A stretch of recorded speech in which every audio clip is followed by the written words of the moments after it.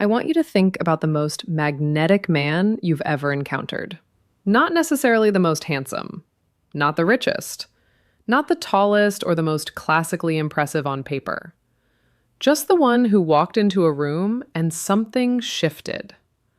The one who spoke and people leaned in. The one who, without doing anything particularly remarkable, made everyone around him feel like being near him was somehow significant. Now think about what that actually was. What was the thing that made him different? Because I promise you, if you strip away all the surface details, the clothes, the money, the looks, what you're left with is something that has nothing to do with any of those things. And here is what I want to explore with you today. Because women talk about this constantly, in ways that men rarely get to hear. They talk about it with their closest friends, in the quiet, honest conversations that happen after dates that went nowhere, after relationships that ended without them fully understanding why, after encounters with men who had everything on paper and still left them feeling completely empty.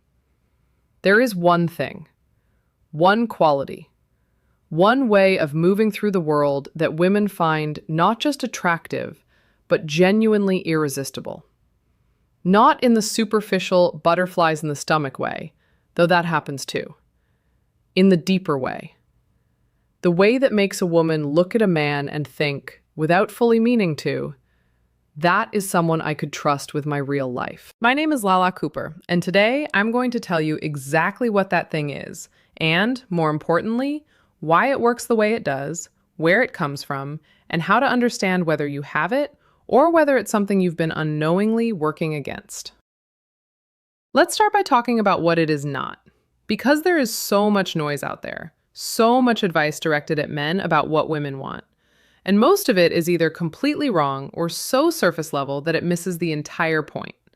It tells men to be more confident, to dress better, to make more money, to be funnier, to be more mysterious, to text less, to show interest but not too much interest, to be dominant but sensitive, to be ambitious but present. And some of those things matter, in the way that details matter. But none of them are the thing. None of them are the quality that a woman feels in her chest when she encounters it. None of them are what she's actually describing when she tells her best friend, "There's just something about him." It's not confidence exactly, though it looks like confidence from the outside. It's not success, though successful men sometimes have it. It's not charm, though it can be deeply charming. It's not even kindness, though it is always without exception kind. The one thing women cannot ignore in a man is this: a man who is completely at peace with who he is. Not arrogant, not performing, not trying to convince anyone of anything. Just settled, rooted, present in himself in a way that requires nothing from the room to feel valid.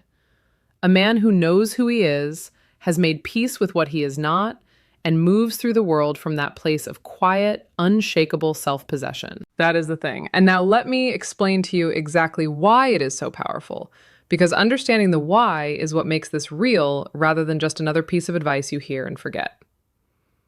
Women are extraordinarily perceptive.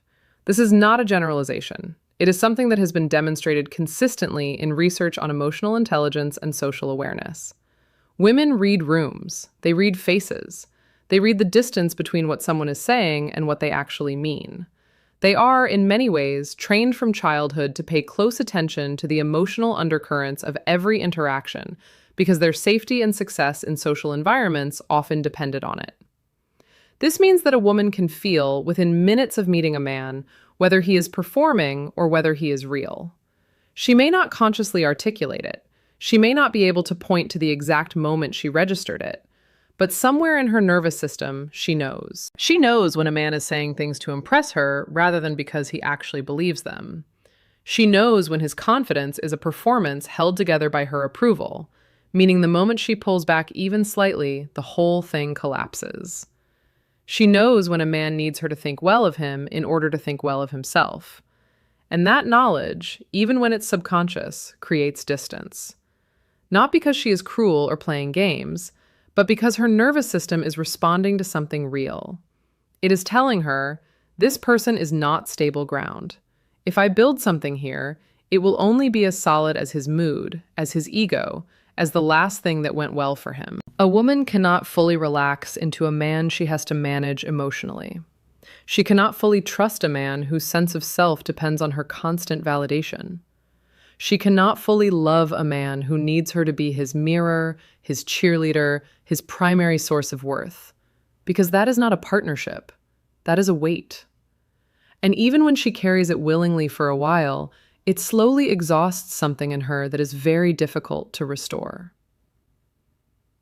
Now let's talk about the man who has this quality.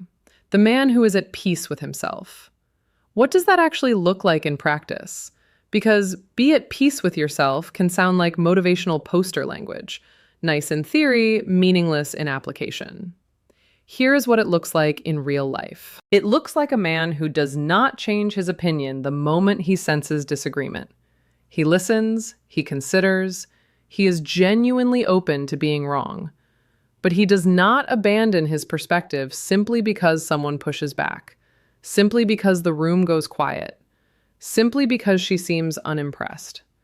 He knows what he thinks, and he holds it with a kind of relaxed firmness that is deeply, deeply attractive. It looks like a man who is not rattled by silence, who does not rush to fill every quiet moment with words designed to make himself seem more interesting or more valuable, who can sit across from a woman on a first date and not perform, who can simply be there, genuinely curious about her, without the anxious undercurrent of a man who needs the evening to go a certain way in order to feel okay about himself. It looks like a man who handles things going wrong without falling apart. Not stoically, not by suppressing emotion, but with a steadiness that comes from knowing that temporary difficulty is not a reflection of his fundamental worth. He can lose a job, fail at something, have a bad day, and still be the same man, still grounded, still oriented, still him. It looks like a man who has a life he is genuinely invested in, not as a performance of attractiveness, but because he actually cares about things. He has interests that matter to him. He has goals that come from inside him, not from what he thinks he is supposed to want. He has friendships, passions, a sense of direction, not because those things make him look better, but because they make him feel whole. And perhaps most importantly, it looks like a man who does not need a woman to complete him, who wants her genuinely and deeply, but does not need her in the desperate, grasping way that slowly suffocates everything it touches. He wants her presence in his life because she adds to something that is already good, not because she fills a void that he has not yet learned to sit with. Let me tell you why that last part matters so much. There is a version of neediness that is obvious. The man who texts too much, who gets anxious when she doesn't respond, who makes every conversation about reassurance. Women recognize that version easily, and most know to be cautious around it. But there is a subtler version that is far more common and far more damaging. It is the neediness that hides inside ambition.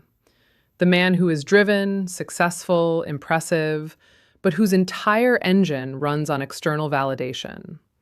Who needs to win not because he loves the game, but because losing makes him feel like nothing. Who pursues a woman not because he is genuinely moved by her, but because being chosen by her would confirm something about his value. Women feel this version too. Maybe not immediately, maybe not consciously, but over time, they feel the way a relationship with this man slowly starts to orbit around his ego. The way his moods become weather systems that everyone around him has to navigate.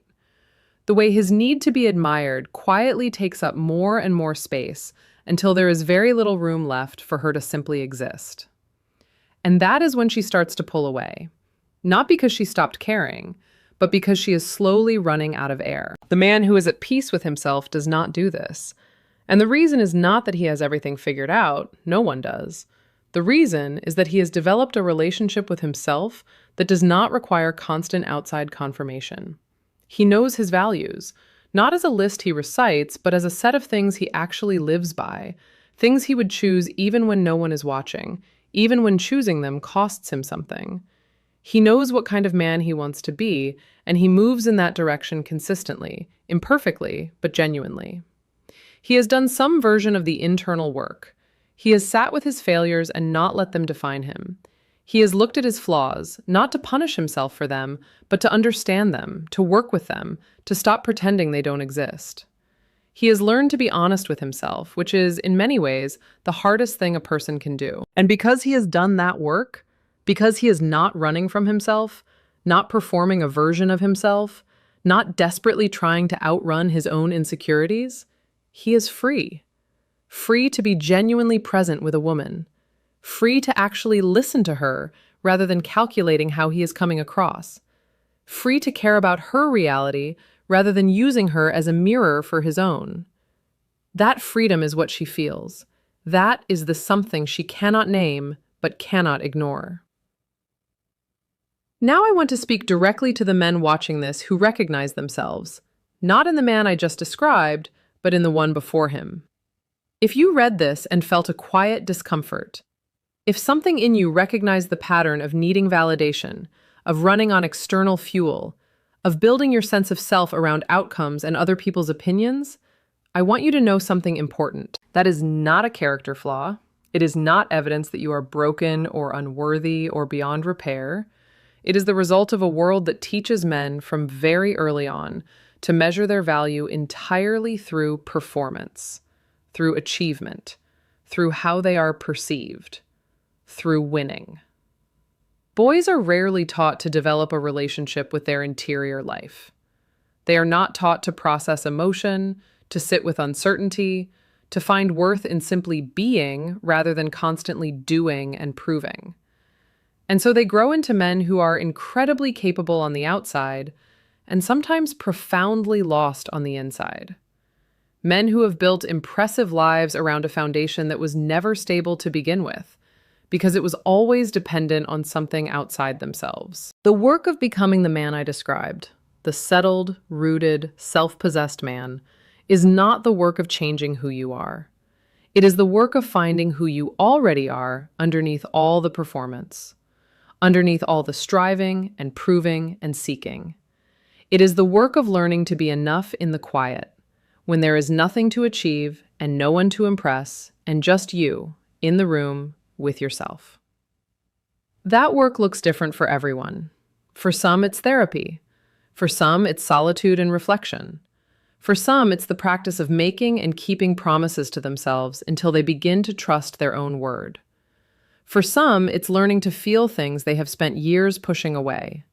It is not easy work, but it is the most important work a man can do. Not because it will make women like him more, though it will, but because it will make his own life feel like something worth inhabiting. There is one more thing I want to say before we close, and it is directed at every man who has been told, by culture, by bad advice, by his own experience, that the way to attract a woman is to be less, to care less, to show less, to feel less, to perform indifference as though indifference is the same thing as strength. It is not. The man who is at peace with himself is not indifferent. He is not cold. He is not withholding his warmth as a strategy. He is fully capable of depth, of care, of emotional presence. In fact, he is more capable of those things than most because he is not afraid of them. He does not experience vulnerability as a threat to his identity. He can sit across from a woman, look at her with genuine attention, and let her matter to him without losing himself in the process. That is not weakness.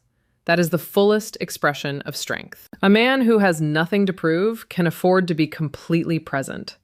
He can afford to be kind without calculating the return. He can afford to care openly, to pursue honestly, to love without hedging every feeling against the possibility of loss. Because his sense of self does not depend on the outcome. He will be okay either way, and she will feel that, and paradoxically, it will make her want to stay more than any strategy ever could. The one thing women cannot ignore in a man is a man who cannot be shaken from himself. Not because he is hard or closed or untouchable, but because he has done the quiet, unglamorous, essential work of becoming someone he can actually stand to be, and in doing so has become someone that others cannot help but want to be around. That is the quality. That is the thing. and it has been available to you this entire time. I'm Lala Cooper. If this resonated with you, share it with someone who needs to hear it, and I'll see you in the next one.